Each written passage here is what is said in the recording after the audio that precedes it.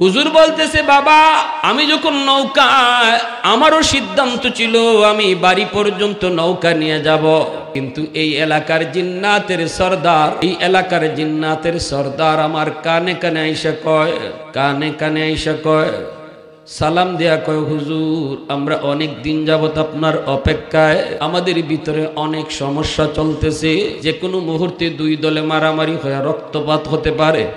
জিন্নাত কইতেছে, জিন্নাত, আমরা সিদ্ধান্ত নিয়েছি আপনার ফয়সালা আমরা সবাই মানব, আপনি যে ফয়সালা দিবেন এই পক্ষ আপনারে মানে, ওই পক্ষ আপনারে মানে। আল্লাহু আকবার। হুজুর দয়া করে যদি আপনি এই জায়গায় একটু নামেন, পায়ে হেঁটে একটু কষ্ট করে বাড়ি যাবেন, সময় আপনার নষ্ট করব না, একটু পায়ে হেঁটে বাড়ি যাবেন, এইটুকু রাস্তার মাঝখানে আমরা আমাদের বিষয়টা জানায় আর সমাধান বের করে নিব।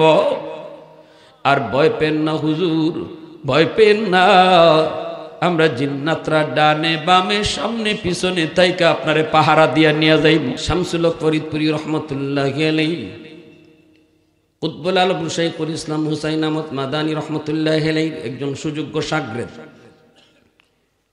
আল্লাহর ওলি। ঢাকা শহর থেকে তিনি তার এলাকায় যাবেন, গহরডাঙ্গা এলাকা, নৌকায় যেতে হয়, বাড়ির পাশে গিয়ে একটা নৌকায় উঠতে হয়, নদী পথে তার বাড়ি যেতে হয়।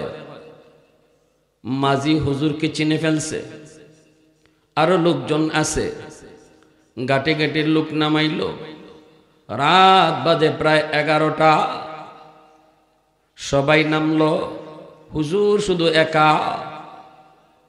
এবার মাঝি বলতেছে, হুজুর আমি আপনারে একাই আপনার বাড়ি নিয়ে যাব, আমি আপনারে ভালো করে চিনছি। হুজুর কই, ঠিক আছে বাবা দোয়া করি। কিছু দূর যাবার পর হঠাৎ করে হুজুর বলতেছে, বাজান আমারে তুই এই জায়গায় নামায় দে, এখান থেকে আমি পায়ে হেঁটে যাব। বিশাল বড় একটা হাওর, এই হাওরটা পাড়ি দিয়ে হুজুরকে বাড়ি যেতে হবে। মাঝি কয়, হুজুর এত রাত্রে আপনি এই হাওর পাড়ি দিয়েন না, একা একা আপনি কেমন করে যাবেন, প্রচন্ড শীত, আবার রাস্তাঘাটও দেখা যায় না, প্রচন্ড কুয়াশা পড়ছে। হুজুর আপনি কেন পায়ে হেঁটে আপনি বাড়ি যাবেন, নৌকা আপনার বাড়ির ঘাট পর্যন্ত যাবে, আপনি কেন কষ্ট করে পায়ে হাঁটবেন? হুজুর বলতেছে, বাজান তুই বুঝবি না, আমার এখানে নামায় দে, একটা জরুরি কাজ আছে আমার, এখানেই নামতে হবে, আমি হাওরটা পাড়ি দিয়ে যাব, পায়ে হেঁটেই বাড়ি যাব।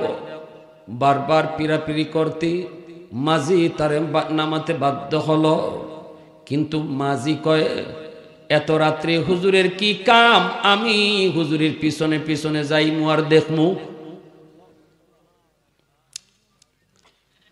হুজুরকে নামাইল ঠিকই, মাঝি হুজুরের পিছনে পিছনে রওনা, প্রচন্ড কুয়াশা, কিছুই দেখা যায় না। হুজুরের 10 হাত পিছনে মাঝি পিছনে পিছনে যাইতেছে, হুজুরের সামনের দিকে যাইতেছেন যাইতেছেন যাইতেছেন। হঠাৎ করে মাঝি তাকায় দেখে হুজুরের ডানে বামে সামনে পিছনে অসংখ্য অগণিত মানুষ হুজুরকে সংবর্ধনা দিয়ে দিয়ে তারা নিতেছে, সামনে রাস্তাটা ক্লিয়ার করে করে নিতেছে। মনে হয় কোনো মন্ত্রী মিনিস্টারকে সংবর্ধনা দেওয়া হচ্ছে, রাস্তা ক্লিয়ার দেখায় দেখায় নেওয়া হচ্ছে, এবং কি যেন জিগাইতেছে, হুজুরও কি যেন জবাব দিতেছেন, এইভাবেই যাইতেছে। মাঝি পিছন থেকে সবগুলি দেখলো, ভিতরে তার পানি নাই। এত রাতে এই মানুষগুলি কারা, কেন হুজুরের পিছনে, হুজুরের সাথে এরা কারা, এদেরকে তো আমি চিনি না, এরা কোত্থেকে আসলো? পিছনে পিছনে যায়। মাঝির ভিতরে ভিতরে ডর, আবার একটু শান্ত নও, কিছু হইলে তো হুজুর আমার লগে ওই, ঠিক না? বাড়ি পর্যন্ত পৌঁছে গেল, দরজায় ঢুকবেন, দেখেন আর কোনো মানুষজন নাই, হুজুর ভিতরে ঢুকবেন, সবাই মুসাফা করে করে বিদায় নিচ্ছে। হুজুর ভিতরে ঢুকবেন, ঢুকে যখন পিছনে তাকাইছেন আমারে দেইকেই হুজুর কই কিরে বেটা তুই আমার পিছনে? মাঝি কই হুজুর আমি তো আপনার পিছনে পিছনে আসছি, কাজটা আপনার কি এত রাতি এটা দেখার জন্য? হুজুর বলতেছে কি দেখছ? মাঝি কই হুজুর আমি কি যে দেখছি, আমার কলিজায় কিন্তু পানি নাই। কলিজায়? হুজুর এরা কারা? এই মানুষগুলি কোথায়, কোথা থেকে আসছিল আর কোথায় গেল? আল্লাহর ওলি দৌড় দিয়া মাঝির বুকে বুকে বুক লাগায়া কপালে চুমু দিয়া কয় ভাই আমি বাজান রে আমি সব তোরে বলবো, কিন্তু আগে কথা দে আমার জীবদ্দশায় তুই কারো কাছে এই কথাটা বলবি না। কয় ঠিক আছে আমি কইতাম না।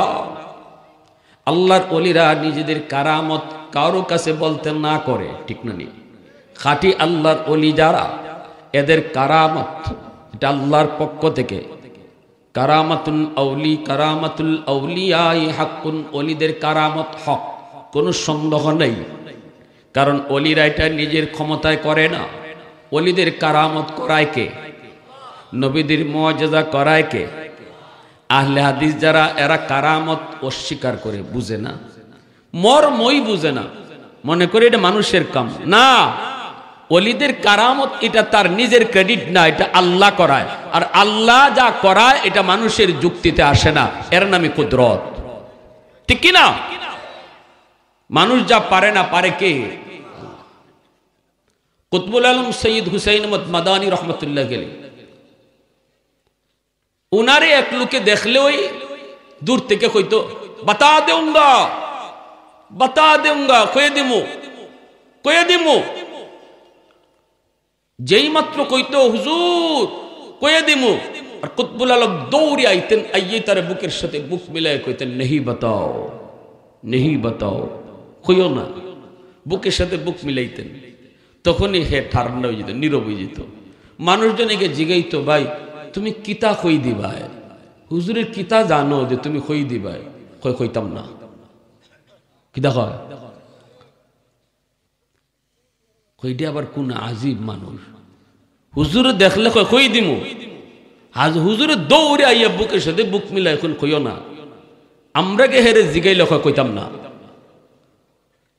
হুজুরের ইন্তেকাল যেদিন হয়েছে তখন এই লোকটা কানতেছে আর চিল্লায় কইতেছে তোমরা কারা, তোমরা কারা গো এতদিন আমার কাছে জানতে চেয়েছো, এবার আসো একটু জেনে নাও কি আমি কইতাম চাই। আল্লাহু আকবার, জোরে কও কি আমি কইতাম চাই। এখন তোমরা একটু শোনো। গঙ্গু একটা এলাকা, আমার এলাকা গঙ্গু। কুতবুল আলম একদিন এই এলাকায় বয়ানে আসছেন। একটা এলাকা, একটা ঘরে তিনি বিশ্রাম নিছেন, ঘুমাইছেন। আমি ওই ঘরের পাশ দিয়া গভীর রাতে যাইতেছিলাম, আমি জানতাম না এই ঘরে তিনি বিশ্রাম নিয়েছেন, এই ঘরে তিনি ঘুমাইতেছেন। রাত যখন 3টা বাজে ওই ঘরটার পাশ দিয়ে যখন আমি যাই তখন আমি শুনতে পেলাম ঘরের ভিতরে একজন মানুষের জিকিরের আওয়াজ। আমি একটু অপেক্ষা করলাম, একটু পরে দেখি আর একজনের জিকির শোনা যায় না, এখন শত শত মানুষের জিকিরের আওয়াজ। আমি আর একটু দাঁড়াইলাম, একটু পরে আমি ঘরের দিকে তাকায় দেখি ঘরের দরজা জানালা বেড়া টিন সব কিছু জিকির করতেছে। একটু আওয়াজ দিয়ে কও না সুবহানাল্লাহ। পশমগুলি আমার দাঁড়ায় গেল, পশমগুলি আমার দাঁড়ায় গেল। কে সেই মহামানব যার জিকিরের সাথে ঘরের দরজা জানালাও জিকিরে শামিল হয়ে গেছে, যার জিকিরের সাথে ঘরের বেড়াটাও জিকিরে শামিল হয়ে গেছে? কে কে তিনি কে? আমি দাঁড়ায় রইছি আড়ালে। ফজরে আজান হলি দেখলাম দরজা খুললেন। দরজা খোলা মাত্রই আমি তাকায়া দেখি তিনি আর কেউ নন, তিনি শাইখুল ইসলাম কুতবুল আলম সৈয়দ হুসাইন আহমদ মাদানী রহমতুল্লাহি আলাইহি। আমি দেখলাম হুজুর দৌড় দিয়ে আমার বুকের সাথে বুক মিলায় কয় ভাই রে তুই কিছু দেখছো? কয় হুজুর আমি সব দেখছি, হুজুর আপনার জিকিরের সাথে ঘরের দরজা জানালা সব কিছু জিকিরের শামিল হয়ে গেছে, এখনো আমার শরীরের পশমটা খাড়া আছে, হুজুর আমি সব দেখে ফেলেছি। এই কথা বলা মাত্রই এইবার হুজুর তার বুকে চাপ দিয়ে কই, কথা দে কথাটার কারো কাছে বলবি না, আমার জীবদ্দশায় তুই কারো কাছে বলবি না। আমি হুজুরকে ওয়াদা দিয়েছিলাম কারো কাছে আমি হুজুরের জীবদ্দশায় বলবো না, এজন্য আমি বলি নাই। কিন্তু হুজুরের প্রতি আমার যে ভক্তি ভালোবাসা শ্রদ্ধা এটা এত বাড়ছে, হুজুরের এতটা আমি আশিক হয়ে গেছি, যেখানে হুজুরের মাহফিল আমি দ্রুত সেখানে যাই। মাহফিল শেষ করার পর হুজুরের সাথে একটু মুসাফারা করার জন্য আমার ভিতরে আগুন জ্বলে, আগুন ইশকের আগুন জ্বলে, মহব্বতের আগুন। মনে হয় যেন আমি বুক না মিলাইলে, মনে হয় যেন আমি বুকটা মিলাইতে না পারলে আমি বুকের আগুনে জ্বলে পুড়ে মরে যাব, এতটা পেরেশান হই। কিন্তু আমারে তোমরা কেউ যাইতে দাও না, আমি একজন সাধারণ মানুষ, আমি আলেম না, হুজুরের কাজ পর্যন্ত আমি যাইতে পারি না। কেমনে আমি বুকের আগুন নিভাবো, কেমন করে ভিতরের আগুন আমি নিভাবো, কেমনে আমি বুক মিলাবো? এজন্য একটা বুদ্ধি বের করেছিলাম, আমি হুজুরকে দেখলি দূর থেকে আওয়াজ দিতাম, হুজুর খয়া দিমু। হুজুরে যখন আমারে দেখতেন তখন হুজুর আমারে চিনে ফেলতেন। ওই রাতের কথাটা হুজুরের মনে হয়ে যেত, আমারও উদ্দেশ্য হলো ওই রাতের কথাটা মনে করায় দেওয়া। তখনই হুজুর তোমাদের সবাইকে ফালায়া, তোমাদের সবাইকে সরাইয়া আমার কাছে দৌড়ায়া চলে আসতেন, দৌড়ে আমার কাছে চলে আসতেন। আইসা আমার সাথে বুক মিলানো মাত্রই আমার বুকের আগুন নিভে যেত। আল্লাহু আকবার জোরে কও। আমার দিলটা শান্ত হয়ে যেত, দিলটা শান্ত হয়ে যাইত। বুকের সাথে বুক মিলায়া কপালে একটা চুমু খায় কইতেন, নেহি বাতাও নেহি বাতাও নেহি বাতাও, কইও না কইও না কইও না। এ ভাই আজ হুজুর দুনিয়াতে নাই, এখন আমি কইতে পারবো ওয়াদা ছিল জীবদ্দশায় কারো কাছে বলবো না, আজকে তো উনি নাই এজন্য আমি কইলাম। আওয়াজ দিয়া কও সুবহানাল্লাহ। আর একটু জোরে মুসলমানের আওয়াজে সুবহানাল্লাহ। मैं तालिब मौला हूँ मेरे इश्क़ निराला, मैं तालिब मौला हूँ मेरे इश्क़ निराला, है जुमला जहाँ जिनके तजल्ली से उजाला, है जुमला जहाँ जिनके तजल्ली से उजाला, मैं दर्द जहाँ गैर खुदा यार नदारम, যদি আদে খুদা হিচে দিগর কার নাদারম, যদি আদে খুদা হিচে দিগর কার নাদারম। মুসলমানের আওয়াজে কো আল্লাহু আকবার। এজন্য সদস্য হুজুরও কইতেছেন, বাজান তুই কারো কাছে কইস না, আমি তোরে কই। মাঝি কয় হুজুর কন, ওয়াদা দিলাম কারো কাছে কইতাম না। কয় আমি যখন নৌকায়, অসুবিধা হইতেছে আপনাদের? মনোযোগ কার কার আছে একটু হাতটি আল্লাহরে দেখান। আল্লাহ কবুল করো, সবাই কো আমিন, আরো জোরে আমিন। আমি বুঝাইতেছি খালি আপনারা যে মাদ্রাসা দিছেন, এই মাদ্রাসার যে বাচ্চাগুলা পড়তেছে, যে বাচ্চাগুলার আপনারা দিবা, যারা আলিম ওইতেছে ওয়ার পথে, এরার মর্যাদা আল্লাহর কাছে কত, এদেরকে কতজনে চিনে আমি আপনি চিনি না, কিন্তু কারা কারা চিনে এই জিনিসটা বুঝাইতেছি। আছে তো মনোযোগ? হুজুর বলতেছে, বাবা আমি যখন নৌকায়, আমারও সিদ্ধান্ত ছিল আমি বাড়ি পর্যন্ত নৌকা নিয়ে যাব, কিন্তু এই এলাকার জিন্নাতের সর্দার, এই এলাকার জিন্নাতের সর্দার আমার কানে কানে আইসা কয়, কানে কানে আইসা কয়, সালাম দেয়া কয়, হুজুর আমরা অনেক দিন যাবত আপনার অপেক্ষায়, আমাদের ভিতরে অনেক সমস্যা চলতেছে, যে কোনো মুহূর্তে দুই দলে মারামারি হয়ে রক্তপাত হতে পারে। জিন্নাত কইতেছে, জিন্নাত। আল্লাহু আকবার জোরে কও। আমরা সিদ্ধান্ত নিয়েছি আপনার ফয়সালা আমরা সবাই মানব, আপনি যে ফয়সালা দিবেন এই পক্ষ আপনারে মানে, ওই পক্ষ আপনারে মানে। আল্লাহু আকবার। হুজুর দয়া করে যদি আপনি এই জায়গায় একটু নামেন, পায়ে হেঁটে একটু কষ্ট করে বাড়ি যাবেন, সময় আপনার নষ্ট করব না, একটু পায়ে হেঁটে বাড়ি যাবেন। এইটুকু রাস্তার মাঝখানে আমরা আমাদের বিষয়টা জানায় আর সমাধান বের করে নিব। আর ভয় পেন না হুজুর, ভয় পেন না, আমরা জিন্নাতরা ডানে বামে সামনে পিছনে তাইকা আপনারে পাহারা দিয়া নিয়ে যাইব।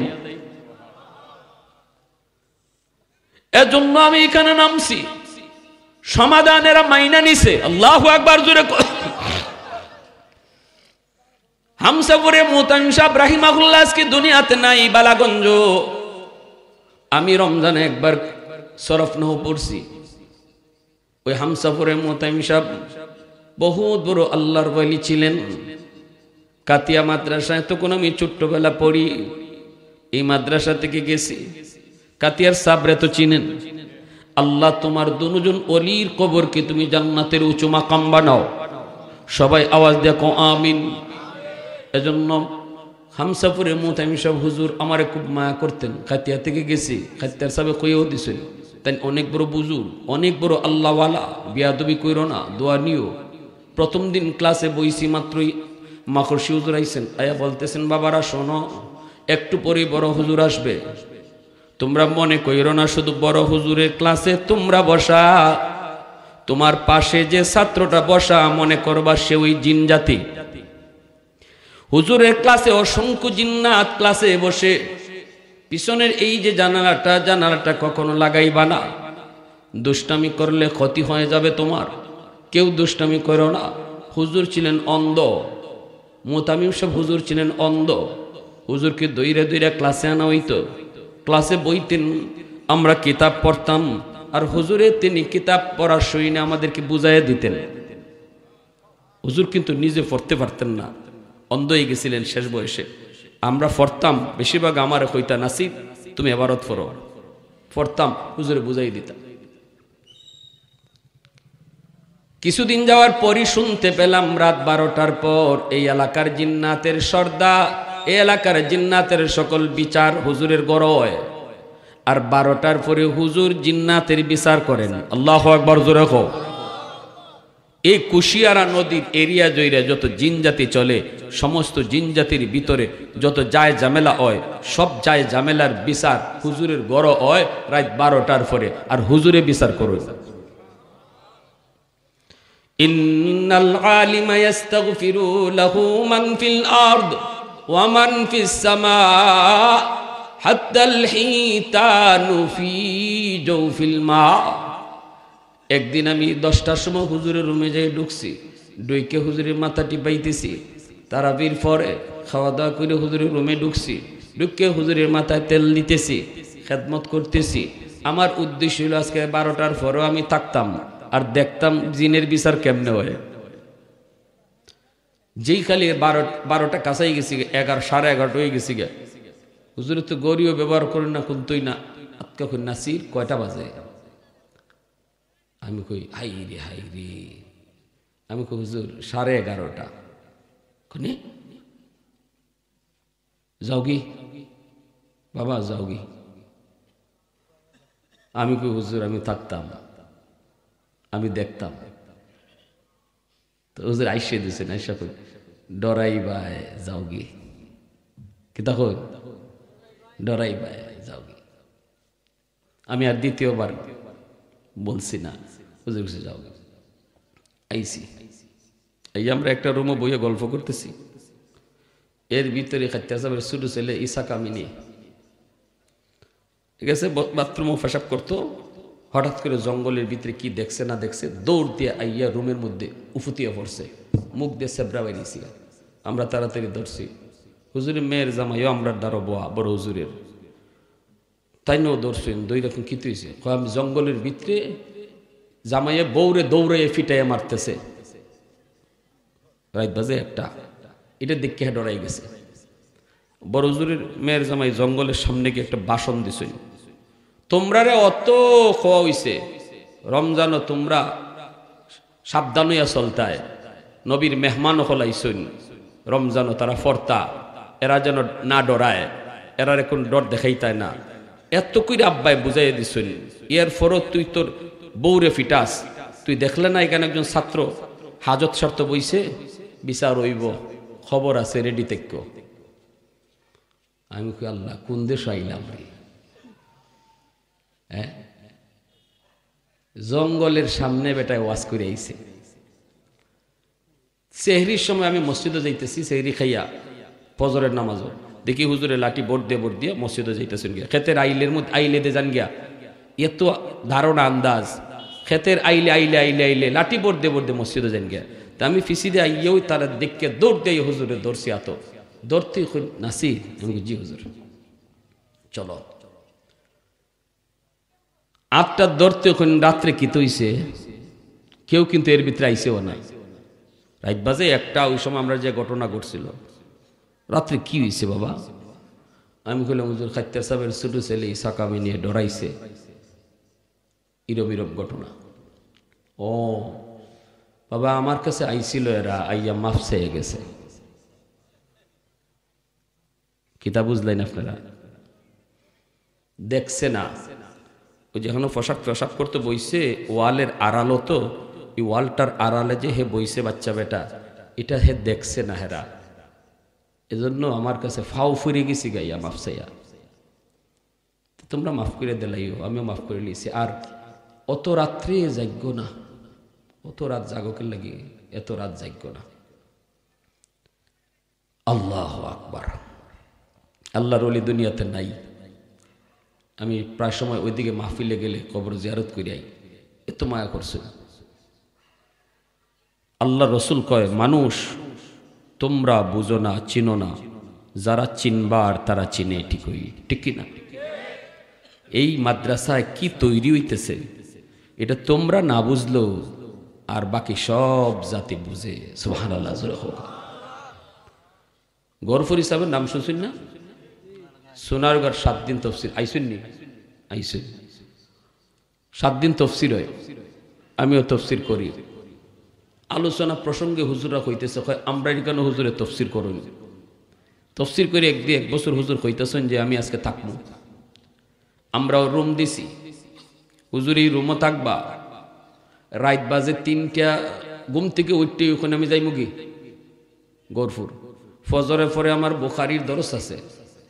আমরা কই হুজুর আপনার ফাও ফরি, এত রাত্রে আমরা গাড়ি পাইতাম না, গুড়ি পাইতাম না, কিচ্ছু পাইতাম না, আপনারে কেমনে ফাটাইমু? হুজুর 2 তালার থেকে লাঠি লইয়া বাইর নামতেছেন আর ফিটাইয়া কইতেছেন, আমি কি তোমরা রে কইছি নি আমারে ফাটাও? আমি কইছি আমি যাই মুগি। আল্লাহু আকবার জোরে কও। হুজুররা কয় আমরা পিছনে হুজুরের কেউ সাহস নাই সামনে আইসা আটকাইতো। আইতে তিনি আইসেন, মেইন রোড আইসা দাঁড়াই রইছেন। আমরা হুজুরা ডাইনে বামে পিছনে আমরা এরকম দাঁড়াই রইছি। গাড়ি ঘোড়া থাকবো দূরের কথা, কুত্তাও রাস্তাত নাই, এমন শুনশান নীরব, কিচ্ছু নাই। কেমনে হুজুর যাইবা, কেমনে কি হইব কিছুই জানি না, কিন্তু রাস্তাত খাড়াই রইছেন। হঠাৎ করে দেখি একটা সাদা রঙের প্রাইভেট কার শা করে ডাকাইয়া হুজুরের সামনে আইসা সালাম দিয়ে হাজির হয়ে গেছে। আমরা ছায়া দেখি ড্রাইভারের ফাগরি পরা, ছায়া দেখি ড্রাইভারের লম্বা জুব্বা। আইসাই সালাম দিয়া দরজাটা খুইলা কয় হুজুর বসেন। এলাকার হুজুররা কয় হুজুর আমরা ছায়া দেখি এই ড্রাইভারের জীবনও আমরা আমাদের এলাকায় দেখছি না, ইজাদ গাড়িও আমরা আমাদের এলাকায় দেখছি না, এত হাইফাই এত সুন্দর গাড়ি। আমরা চিন্তায় পড়ে গেলাম, কই থেকে কই লইয়া যায়, আবার হুজুরে কই লইয়া যায়, হুজুরে কোনো ক্ষতি নি হয়। এজন্য 2 জন গাড়ির সামনে দাঁড়ায় গেছি। দাঁড়ায় কইতেছি, ভাই তুমি কেডা, পরিচয়টা একটু দাও। কই তুমি হুজুরে লইয়া যাও, গাড়িটা তোমার কোন গ্যারেজও থাকে, কার গাড়িটা, একটু নাম ঠিকানাটা তোমার কইয়ে যাও। হুজুর তো একা যাইতেছে, আর তো কেউ নাই, এত রাত্রে তুমি কই লইয়া যাইবা, একটু নাম ঠিকানাটা একটু কও। হুজুররা কয় আমরা যত জিগাই হে আমরা চাই না, আমরা চাই না, আমরা যে কইতেছি ভাই তুমি কেডা একটু কও।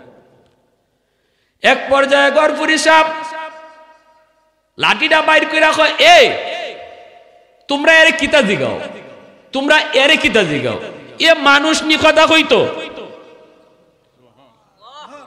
আল্লাহু আকবার।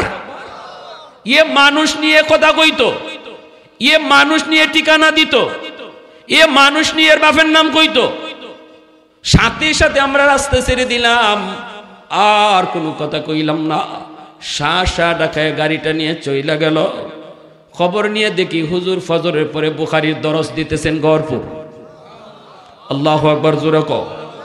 ইন্নাল আলিমা ইস্তাগফিরু লাহু মান ফিল আরদ ওয়া মান ফিস সামা হাত্তাল হিতানু ফি জাওফিল মা ওয়া ফি riwayatin an-namlatu fi juhriha। এজন্য বলি ভাই, মনে রাখবা, সন্তান বাপ মার কাছে আল্লাহর পক্ষ থেকে রাখা আমানত। এই আমানতের সন্তান নিজের খুশি মতো ব্যবহার করা যায় না। আল্লাহর পক্ষ থেকে রাখা আমানত। আমানত বলা হয় যে জিনিস দখলে আমার মালিক আমি না, সন্তান দখলে আমার, কিন্তু মালিক আল্লাহ। এজন্য আল্লাহর মর্জি মতো সন্তানরে পড়ালেখা করাইতে হবে, তবেই আমানতদারি রক্ষা হবে। যদি আল্লাহর মর্জি মতো সন্তানকে পড়ালেখা না করাই, তাহলে আমানতে খেয়ানত হবে। সন্তানের ব্যাপারে বাপমার আমানতদারি হলো সন্তানকে সবার আগে আল্লাহর পরিচয় তুমি শিখাও। সন্তানকে এমন শিক্ষা শিখাও যেই শিক্ষা সে আল্লাহরে চিনে, যেই শিক্ষার দ্বারা সে রসুলরে চিনে, যেই শিক্ষার দ্বারা সে পরকালকে বুঝে, যেই শিক্ষার দ্বারা সে হালাল হারাম জানে। এটাই হলো সন্তানের হক। বাপ মার কাছে সবচেয়ে বড় হক। নাম রাখবা ভালো নাম, আকিকা দিবা ভালো কথা, কিন্তু সন্তানের সবচেয়ে বড় হক হলো সন্তানকে আল্লাহর পরিচয় শিখাও। ঠিক না নি? আগডুম বাগডুম গোড়াডুম সাজে, ডাক দোল বাজে, হিকাইয়া এই পর্যন্ত কিতা হইছে? আচ্ছা, এই পর্যন্ত যে স্কুলে ভর্তি করাইয়া আগডুম বাগডুম শিখাইলাম, যে শিক্ষকে শিখাইছে, এই শিক্ষকে না, শিক্ষকের 14 গোষ্ঠী আইয়া আগডুমের অর্থ কইতে পারবো নি? মাথুন দেখে লাগে বাগডুমের অর্থ জানেননি না, কিচ্ছু না। অথচ আমার সন্তানের ব্যাপারে আমার আমানতদারি ছিল এই সময়ে তারে আগডুম বাগডুম না শিখায়া, এই সময়টাতে তুমি তার আল্লাহর পরিচয় শিখাও। পড়ালেখা তো ওই পড়া যেই পড়ার মধ্যে আমার আল্লাহর পরিচয় আছে। এজন্যই তো মায়ার নবী গারে হেরায় যখনই জিব্রাইল আইসা কয় নবী গো আপনি পড়েন, রসুল কয় আমি পড়া জানি না। জিব্রাইল আবার কয় নবী গো আপনি পড়েন, নবী কয় আমি পড়া জানি না। জিব্রাইল আবার কয় নবী গো আপনি পড়েন, নবী কয় আমি পড়া জানি না। এরপরে জিব্রাইল কয় যখন ইকরা বিসমি রাব্বিকাল্লাযী খালাক, পড়েন আপনি আপনার রবের নামে, তখনই নবী কয় হ্যাঁ এখন পড়তে পারি, কারণ যেই পড়াতে আমার আল্লাহর নাম নাই এই পড়া আমি নবী পড়তে রাজি না। যখন তুমি আমার রবের নামে পড়তে কইছো, এখন আমি রসুল পড়তে রাজি। আগডুমের মধ্যে আমার আল্লাহ নাই, বাগডুমের মধ্যে আল্লাহ নাই। না না, ওই দেখা যায় তাল গাছ, ওই আমাদের গা। এই সন্তানকে তাল গাছ দেখায় লাভ নাই। তারে যদি দেখানো হইতো, ওই দেখা যায় মক্কা, ওই দেখা যায় মদিনা। মক্কা মদিনা শিশুকালে তার দিলের মধ্যে বইতো, ঠিক কিনা জোরে কও? মক্কা মদিনা তার দিলের ভিতরে বইতো। শিশুকালে যদি আল্লাহর পরিচয় শিখাইতো, তাহলে আল্লাহ তার দিলের ভিতরে বইতো।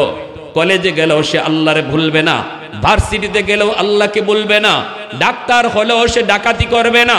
কারণ শিশুকালে তার মাদ্রাসায় পড়াইয়া, 5 বছর নুরানি মাদ্রাসায় পড়াইয়া দিলের ভিতরে আল্লাহর ভয়, আখিরাতের ফিকির ঢুকায়া দেওয়া হয়েছে।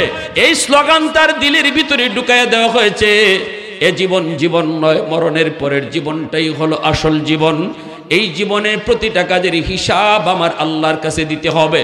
আপনার সন্তানের কলিজায় যখন এই স্লোগান ঢুকায়া দেওয়া হয়, ডাক্তার হলো ডাকাত হয় না, আদর্শ ডাক্তার হয়।